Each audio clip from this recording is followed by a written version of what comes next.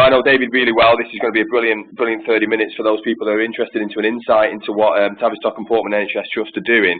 I think, David, you're going to talk us through quite a lot of what your digital strategy about, the patient journey, applications that you build in. There's some really interesting stuff here. So I'll hand over straight to you, David, if that's okay. And I think if anybody's got any questions, they should be able to pop them in the Q&A channel, and we will ask those at the end.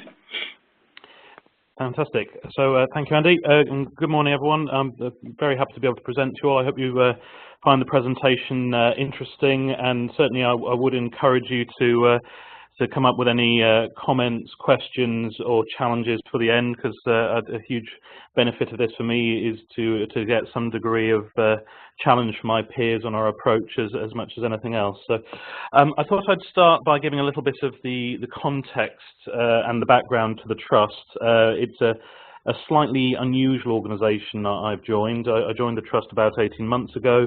My background has been primarily in acute hospitals, so this is my first mental health organisation. And similar to my last acute trust, which was Great Ormond Street, in coming into Tavistock and Portman, I seem to have found another slightly unusual organisation. So we are mental health. We're a mental health trust based in the centre of London. We're just up by Finchley Road. However, we have no inpatient activity at all. We're outpatient only. We have a history and a legacy that's based very much in psychodynamic psychotherapy, talking therapies, and while our services have grown substantially beyond that over the last few years, there is very much a grounding and a background there which is used across our clinical services. In terms then of the nature of the services provided, we do provide some more generic mental health services, outpatient mental health services, so child and adolescent mental health. But actually the bulk of our work now on the clinical side of our business is specialist commissioned, so commissioned directly by NHS England in the main, and that is dealing with some of the more unique and often challenging patient groups, and dealing with quite a few national units providing oversight to services that are provided around the country. So certainly in terms of our service provision, while we have our single main building in the centre of London, the Tavistock Centre, our services are operating on a national geographic footprint. To add a little bit more complexity, we have, for example, we have a school, and that is inspected by Ofsted rather than the CQC. That is, again, based in our psychodynamic model, and that is addressing pupils who have significant behavioural issues, who have been excluded from other education, and who come to us for a combination of support with those behavioural issues and with their academic progression. And it's an area of particular pride for the organisation that close to 85% of the pupils who enter our school are actually returned to normal education before their next academic exercise, be it GCSE or whatever. On top of that, we have quite a significant split in the organisation in a way between our clinical business and our academic education and training business. In a typical university hospital, your proportion of activity might be 95% clinical and 5% on the academic, 5% on the academic and research. For our organisation, that split is about 50-50 in terms of turnover. So in real terms, I think the organisation, I've come to think of it as an outpatient mental health trust, effectively with a small university embedded within it. So we have our own dean, we perform our own national university reporting, rather than that necessarily being through a university partner as it would be for a university hospital. So again, quite an unusual dynamic that creates within the organisation. Certainly in terms of my experience of joining the organisation, it's been certainly highly challenging, but very interesting therefore, because obviously I come in with my experience, and I think, oh yes, I know how to address a particular problem. The sort of academically and intellectually interesting work here is that you have to challenge your natural assumptions. You have to look at how your experience actually maps onto this particular business, because you can't necessarily assume that what will work would have worked for me in an acute trust or in another mental health trust would necessarily work in the same way here. To give you then a bit of a background to the Trust's digital journey, actually in a relatively digitally mature position, albeit I will caveat that in a second. We have a single vendor EPR that was implemented in late 2015, that is Advanced Care Notes. That product is pervasive across the organization. We have gone as paperless or light as I think is viable for pretty much any NHS organisation at the moment. There is certainly no paper within the internal activities of the trust. It is with the external transfers of care or with the inbound referrals. Certainly as regards to our documented processes are concerned, albeit we can't assume there's not little bits of paper popping up left, right and centre, of course. Not to undersell that achievement for the organisation, but I think to a greater extent, and certainly with my acute background, I think there is a simplicity of clinical process in this organisation that has enabled that. Because we have no inpatient activity, all of those things which were the great challenge to me at my last trust in Great Ormond Street around prescribing, wards management, results reporting, and obviously a long list of those, but those simply aren't relevant to this organisation. Broadly, a fully featured EPR for us is a PAS plus electronic forms plus document management. Obviously, I'm oversimplifying that, but the complexities of clinical process you have within inpatient facilities don't apply to us. I think the move to electronic patient record was a huge evolution for the trust. It has significantly amended our clinical process, albeit that has been. It has significantly amended the clinical process, but I think to a greater extent that there has been a significant mapping of existing process into the processes within the EPR. So there's quite a lot of the inefficiencies that were there before are still there now, simply in electronic form. I think in addition, it's fair to say that the EPR was built on slightly shaky foundations. So we were able, of course, to procure an EPR which is hosted externally. It's entirely browser-based.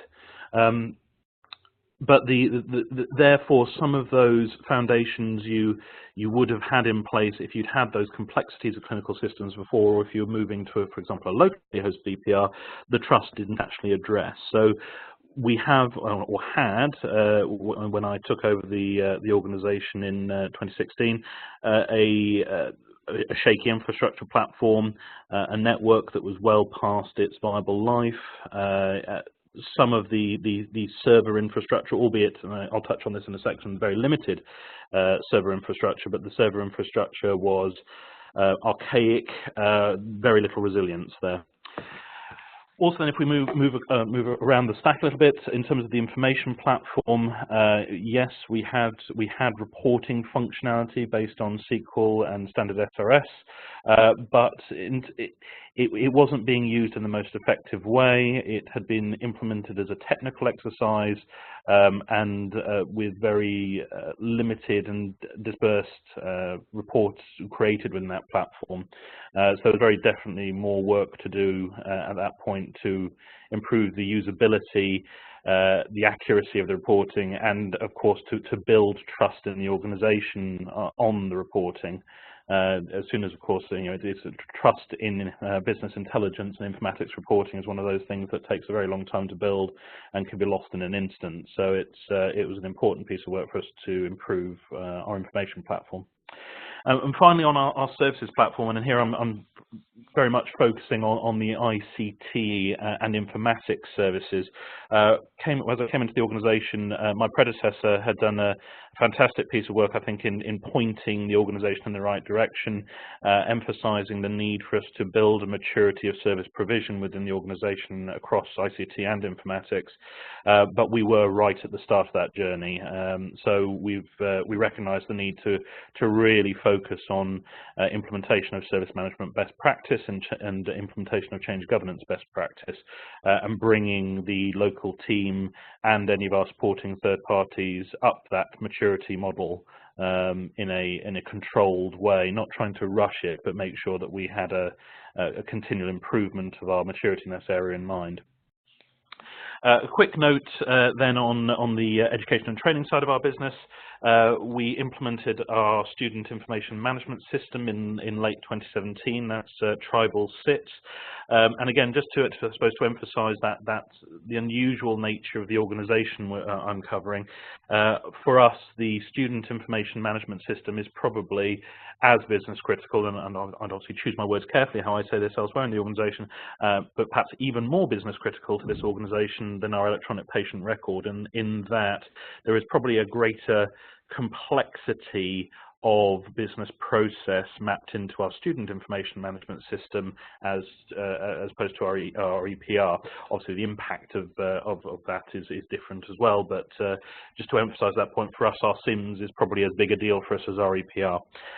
For the rest of the conversation, and given the audience, I will focus very much on our clinical aspects of our digital transformation, but it's worth noting that one of the joyous challenges of the digital transformation of the organization is for everything we're trying to transform on our clinical side, we equally are trying to do the same sorts of transformation on our education and training side, and looking for those interdependencies and those opportunities to do things once for the organization as a whole. So can I produce remote video streaming that supports both clinical and education and training requirements?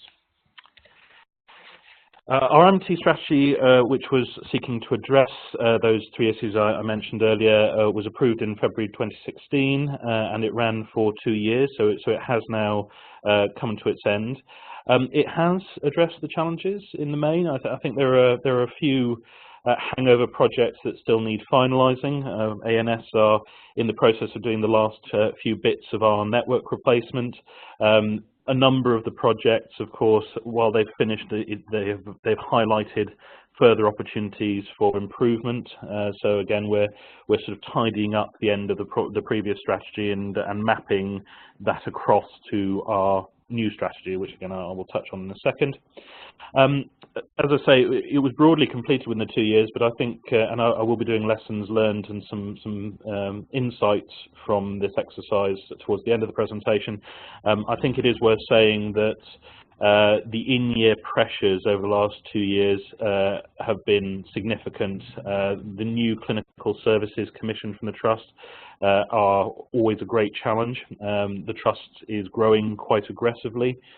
We certainly within our plans have an intent to grow by circa 40% over the next 5 years, and certainly that has been seen in the last 2 years with the number of new specialist clinical services that we have either taken on from other NHS organisations, or some of them have been newly commissioned by NHS England for the first time, so we have both designed and implemented new services. The challenge, of course, with all of those is they're absolutely essential to the organisation. They must happen. They're relatively significant in their scale, and they're completely unpredictable when they're going to come in, or certainly the notice you get on how you're going to develop these services is shorter than the sort of 5-year horizon we're starting to look to in terms of our transformation strategy. So as I mentioned, we have the 5-year transformation strategy in its draft form at the moment. It's not ready yet. There is still some ongoing consultation. It does bring together all transformation in the organisation. It's worth noting about my role. So I came into the organisation as the CIO, and whether it was because I didn't duck in the right meeting or what, my role has since grown to become transformation across the organisation. So I now have responsibility for the estates and facilities of the Trust and have the Director of Estates reporting to me. I also have the Enterprise Programme and Projects Officers reporting to me. So all projects, whether they're capital funded or significant revenue, are controlled now by our Enterprise PMO. I think the Trust is, I think that change in the Trust focus and its desire to focus on transformation irrespective of the enabler, so whether that's transformation enabled by digital, whether that's transformation of our estate, whether that is just business process change, the Trust is very committed to that idea of transformation and a real focus on the organisation's objectives in prioritising those pieces of work. I mean, hence the need for our central PMO. The Trust is not large. We're only about 55 million turnover. and as with all NHS organisations, we're probably trying to do too much. So there's a real need for us to prioritise our efforts, actively say no to some piece of work, because even if they are beneficial, they may not be as beneficial as others, and we really need to focus down on the trust objectives and where, through projects and change, we will get the most benefit for our patients and our students. So it's worth noting within that, and I think a theme I've picked up over the last 6 months or so, the Trust is absolutely committed to the idea of digital transformation. Increasingly, it is seeing digital transformation as the first go-to mechanism for both the continuation of our existing clinical services, but also the future improvement and development of them. One of the other key messages I think has come out of my engagement with our Trust board and with the other key stakeholders around the organisation is there has historically been a misunderstanding of what digital transformation is, or certainly, and I will touch on this later on the various themes or variations on the theme of digital transformation. So I think increasingly we've come to a realisation that what we have done previously with the implementation of our EPR and our SITs, so taking our existing processes broadly, we've done some tweaking on them, but taking our existing processes, dropping them into an EPR is not digital transformation. It's digital, but really, we've changed a bit, but we haven't changed much in terms of what the organisation looks like and how the organisation operates. Similarly, the move of infrastructure and systems into cloud-based architectures, which we've also done. Again, we're in quite a fortunate situation here in that I have two main systems in the EPR and the SITs. We have sort of Office 365. I don't have many other systems. It's wonderful. Great Ormond Street, I think I have 120 systems to worry about. Here I've got 3 or 4, and those are all hosted or cloud-based. So the only thing we still have on site is file storage, and that's going to go off into Office 365 shortly. But moving those things into the cloud in and of itself is not digital transformation or full digital transformation. It is the start of one of the chapters of that story. And again, that was a tricky message to present to the board and to make sure they had a real understanding of what the sort of different maturities of digital transformation look like. In terms of the new strategy, we have 7 work streams. So 2 are about maintaining and improving foundations. I always believe that's something you've got to reiterate. You can get very focused, and your boards can get very focused on the new and shiny things that you can present through digital transformation. But if you let the foundation slip, in a few years' time, we'll be right back to where we were, where we're saying we can't deliver the new and shiny stuff because we're too busy just trying to keep the lights on, or is the usual quote, keeping the plane fixed while it's in the air. We then have, in terms of the new and shiny, we then have 2 work streams that are focused very much on our education and training business. I will skip over those for the purposes of today's conversation, but broadly, for everything you can see us trying to achieve on the clinical side of our business, we have similar projects on education and training and the interaction with our students. And then the ones I'll touch on in a little bit more detail are the 3 proposed work streams for the clinical business. And as I note on the slide, obviously we've set those up as separate work streams, and I have just referred to the separation of education and training and clinical, but all of these are horribly interrelated, beautifully interrelated, hopefully, if we find ways of generating efficiencies by doing things in similar ways between education and clinical, and looking for some of the benefits of doing those 2 things together. So in terms of our clinical work streams, there was an awful lot of discussion about how the Trust would go about categorising these, given that fundamentally everything we'd be looking to transform is about the processes that relate to the patient's progression through the organisation. So we've still got some more work to do on this, I think, and this is why I say that the strategy is not quite ready yet. But we have broadly categorised the clinical projects into the 3 categories you'll see on screen.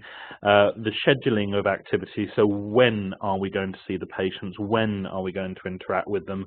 What can we change about when we see our patients?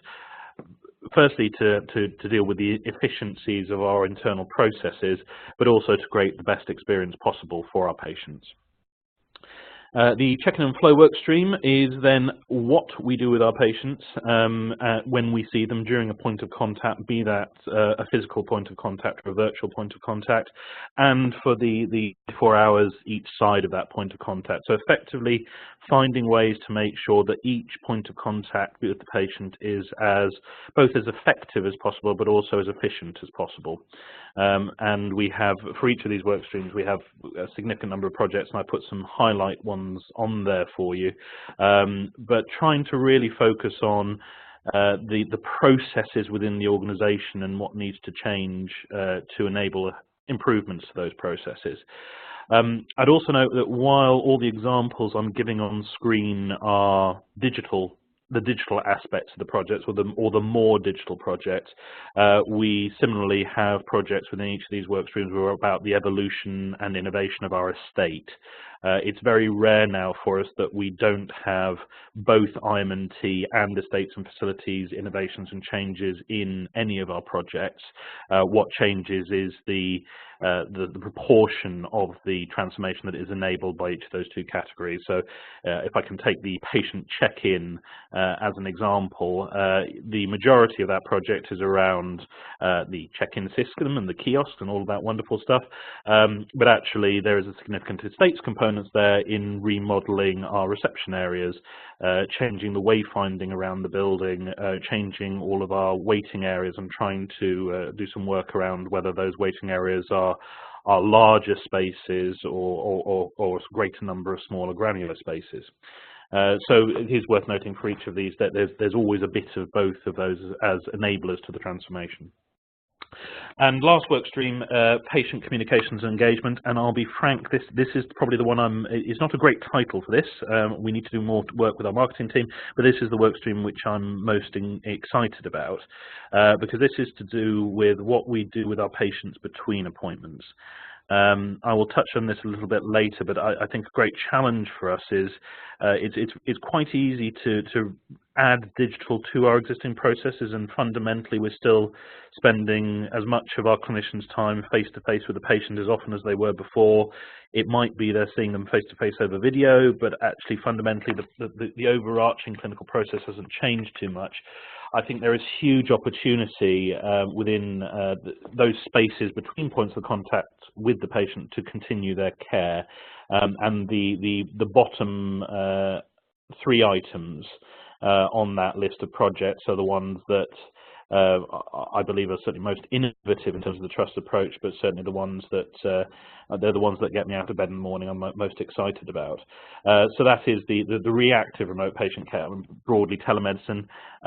While beneficial, it means we don't have to drag these patients from all over the countries down into central London to see them. In and of itself, that doesn't necessarily change our clinical processes too much. We're still having to see the patient to continue their care. But the more exciting approach then is building upon that and extending that into proactive remote patient care and our proposed digital care platform. So that is looking to find ways to generate digital first mechanisms for care that the patient can do themselves at home, but rather than that being something that you chuck at the patient and you've no idea what's really happened with the patient and their engagement with that digital care in the periods between appointments, you actually recreate the clinical pathway around that, and a real understanding by the clinician of what has happened with the patient in between appointments and to what extent they have continued their care before the next physical point of contact. Apologies, I'll move the slides in the right direction. Worth noting, but I won't dwell on this, recognizing the time and wanting to leave as much chance for questions as possible, and not to labor the point, but alongside all of the exciting stuff, there is the, as I'm sure you'll all be aware as peer CIOs and so on, we can't just focus on the exciting stuff. We have the foundations to continue with, and to which unfortunately will probably, in the current financial position of the NHS, will continue to be the majority of our efforts are expended. So certainly within the foundations, there's an awful lot there that we've just got to get on with and deliver alongside our organizational objective-driven transformation. So if I can share with you, I suppose, the first pass of my sort of lessons and insights from developing the strategy, delivering the previous strategy. I do strongly feel there are tiers of maturity to digital transformation. I need to come up with a better way of referring to tiers of maturity, because that infers that lower tiers are somehow less valuable to the organisation, and that's certainly not my intent.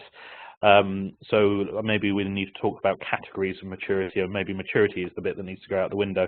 But I definitely see very different categories of transformation. So the ones that the NHS, I feel, has had to focus on up to now, and probably has to continue focusing on, and a typical EPR deployment, I think, often falls into this category, is where you are taking digital and you are laying it alongside existing processes.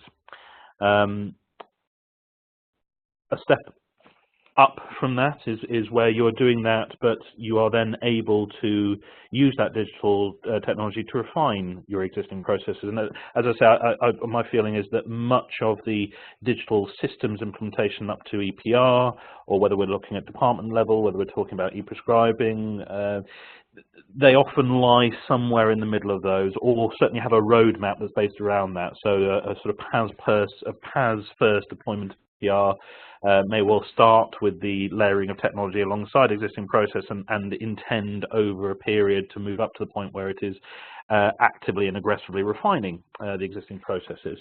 But I do feel then there is another category which we need to try to get to as the predominant focus of our efforts, and that is where digital actively replaces the existing process, or in the context of NHS digital care.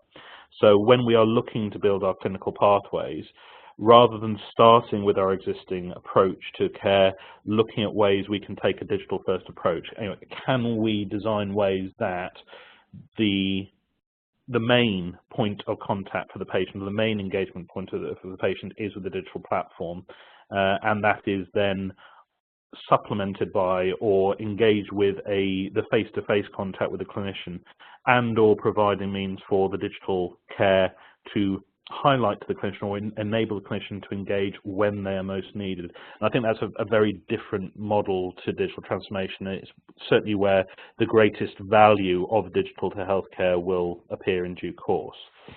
I think most of the NHS transformation at the moment, we are a little bit introspective. So digital is used to fix existing processes, to make things more efficient, to generate savings.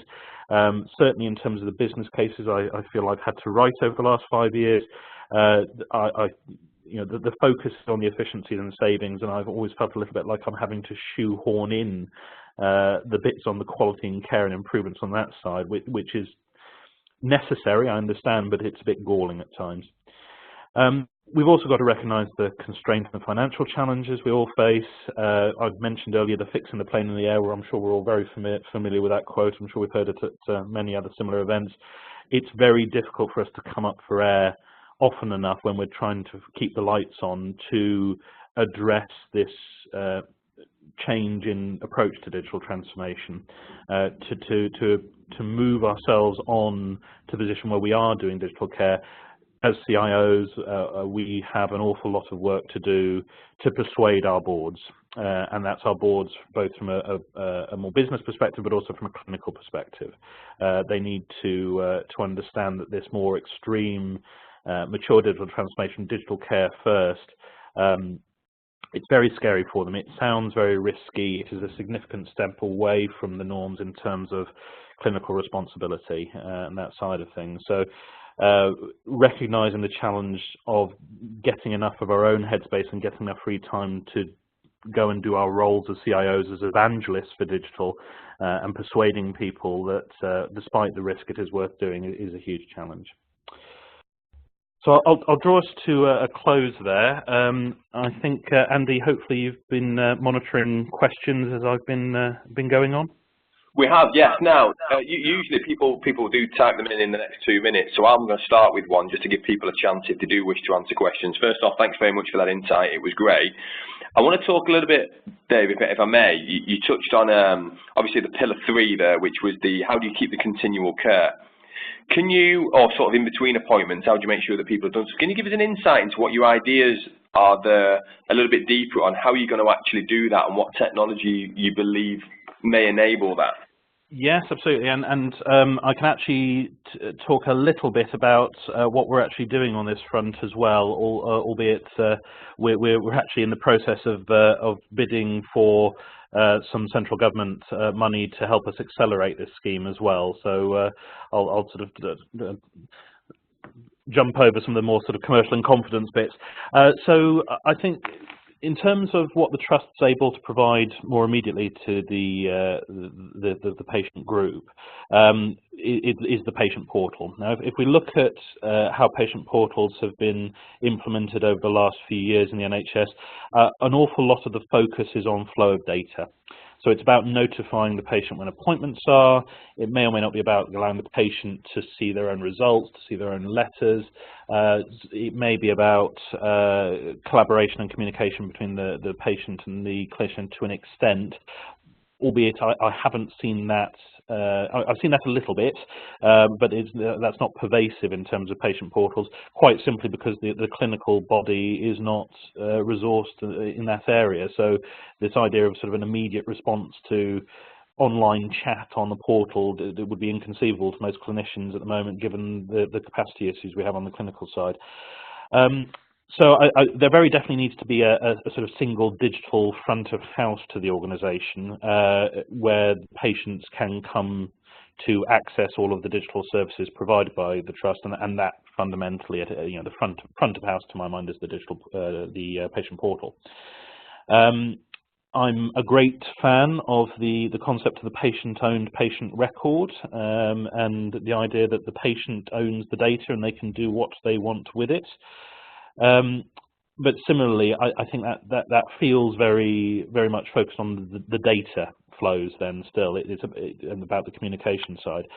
In terms of providing digital care, there isn't much out there, or where there are systems, they are built for specific clinical purposes. They have been built for a particular discipline, and they haven't been built in a way that is a platform for reuse. So what the Trust is looking at is the implementation of a learning management system. We have, in our market engagement, we've moved slightly away from the learning management systems that exist within the healthcare market space, because they are very focused on the internal mandatory training for clinicians outside of things. There hasn't been a huge amount of competition in that market, so to be quite frank, they're a bit old, they're a bit clunky, and not great aesthetically as a customer or a service user facing platform. So we've actually focused on the higher education sector. Obviously, the LMSs over there, since the introduction of tuition fees, the desire for universities to move to blended learning as a key offering as part of their courses. The LMSs that exist in that sector are very aesthetically pleasing, very easy to use, and also highly functionally rich in terms of, firstly, the level of interactivity the individual student, in that case, can have with the content, and also in terms of the amount of data that's captured at the back end of the students' read patients' interaction with the digital content. So knowing how often people have accessed particular screens, how long people have taken over particular questions or interactions, right down to, in some of them, how the mouse moved around the screen during an individual's interaction with the content on screen. So the intent is to implement the learning management system within the patient portal and within the digital front of house. It's all aesthetically the same, all branded the same, so there's no view that this is separate systems with separate logins or anything like that. And within that platform then to start to build out the digital care content. We are starting with our adult gender services. A huge engagement from that clinical body, a massively challenging area, an area where the referrals have increased on average between 40 and 60% year on year for the last 5 or 6 years. Last year, I believe we had 100% year on year increase in referrals. What that has led to is a waiting list of, don't quote me on the figures, but I believe about 5,500. Another 5,000 in active care, and 18 clinicians responsible for that. That leads to a 52-week wait for an initial appointment, and then another year's gap between appointments on the care pathway. And actually, that's the shortest waiting time in the UK on that as well. And that's a particular service that the Trust is seeing about 65% of the patients nationally. So there's a very clear, to my mind, case there for us to build materials that allow the patients to care for themselves between points of contact, to continue their own treatment, and to put this in a slightly more sort of efficiencies terminology, to make sure that when we see the patients, those appointments are as effective and as efficient as they can be. So making absolutely sure that both the patient and the clinician are in a treatment and progress ready state every time we see them. So we don't have the need for repeat appointments. We don't have patients who are going down the wrong branch on the clinical pathway, and we only find that out another year later. So that very active and interactive engagement with the patient all the way through. And of course, that, as well as the LMS and the portal, that includes an awful lot of analytics and an AI platform at the back end, which is constantly tailoring the prioritization of the learning materials that are being presented to the patient. So again, over time, understanding what digital interactions at what point in the care pathway are most effective in terms of the clinical outcome. Of course. And David, you've been quite an advocate of cloud, haven't you, for these kind of, you mentioned in AI, machine learning, and you made a couple of statements recently on, how the cloud first strategy is the only way to be innovative. Can you let the people on the call a little bit know, what you, a bit more on that opinion really, and why you feel that way? Absolutely. Well, I think there's a couple of things. I mean, there's the obvious answer, and again, I'm sure we've all heard it before. We're healthcare organisations. Why would we focus on having complex infrastructures and development teams we've got to look after ourselves? To my mind, the cloud-first approach is an absolute no-brainer. Obviously, there are complexities around it, around financing and all of that wonderful stuff. But as I've said before, in terms of the normal aspects of the cloud-first approach, just do it. The business case will be there. It is there. It's probably buried away in all sorts of complexities around space utilization and cost of electricity and cost of servicing the space and all those things. But the business case is there. I think the more valuable answer to why the cloud-first approach is the combination of cloud-first in terms of the platform that's being provided, but also cloud-first in terms of the commercial models on the skill sets you need for this development. So there's issues with scalability. If we look at the infrastructure level, cloud-first obviously supports that. In terms of security, it's a key point, and security and resilience. These are very different systems we're building now. It is not an internally facing system anymore. When we're talking about provision of a patient portal, when we're talking about a provision of a patient portal which is suddenly more clinically immediately impactful. So rather than it being a patient portal that's just about knowing when your next appointment is, but actually it's the patient portal you engage with to get your treatment that day, or to get your online cognitive behavioral therapy that allows you to sustain your standard of life that day, the availability and the security of the platform become much more critical. And again, within the NHS, I'm not going to be able to build, retain, and continually develop the necessary skills to build a platform that can do that I have absolute assurance of it being there 24/7. And given the security position around with the cybersecurity position at the moment, that we'll be able to keep up with that. So going to parties who are able to provide us with not just the platform in terms of cloud, so not just the Azure platform, or not just the AWS platform, or any private cloud you were to build, who can give that full service wrapper around the platform. That's key. You know, making sure it's there, making sure it's resilient, making sure it's performing. I think then there's a second then tier to the third-party engagements, and that's around the complexities of the development in AI. Plugging these systems together, making real value, getting real value out of the AI. Again, it's something that the NHS could probably do if we all banded together as one giant organisation, but we know that hasn't been successful in the past. When you're looking at a trust of my scale of 55 million, I'm not going to have 3 or 4 highly skilled developers with AI experience who can support me in building this platform for the patients.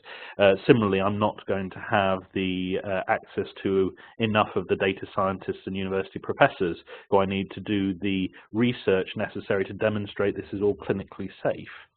Albeit we have some of that internally, but to develop this into something that is then potentially scalable beyond my organisation, there's more there. So the partnerships then become key. So the partnerships both with the technology partners, but also with our other industry partners in terms of other NHS organisations, in terms of the third sector and charities and industry organisations. So in the example I've been using on gender, we're very closely working with the LGBT Foundation. And then also with our university and research partners, so making sure there's a very clear roadmap to the research that backs this approach, while of course making absolutely certain that the NHS retains the intellectual property and can actually benefit from this in the future itself. Of course. So just one final one, because we're wrapping up, David. This one might catch you a little bit off guard. I hope that's okay. But you mentioned before about the best person to control the patient data is the patient themselves, and this is quite a widely discussed, certainly in the hype that it has at the minute, a really good sort of first use case for blockchain in healthcare, where basically the data is moved onto the blockchain and then effectively controlled by the patient. Do you have any thoughts on that kind of approach, or is that something that you guys have thought about? Is it something that you agree or disagree with? But could you touch a little bit more, just to wrap us up on that bit? Yes, of course. And yeah, that definitely catches me off guard, that one. I've had plenty of discussions in the past on what on earth blockchain means for healthcare, and I can see a fair amount, but I suppose there's a question on the immediacy of it.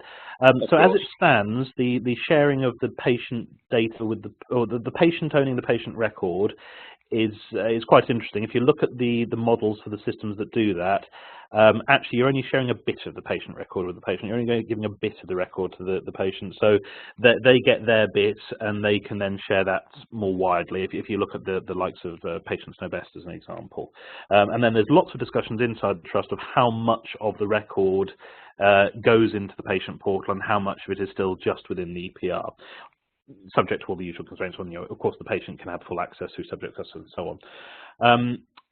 That's also a model where the different systems, there's very few of the patient portals out there which take that patient-owned record approach.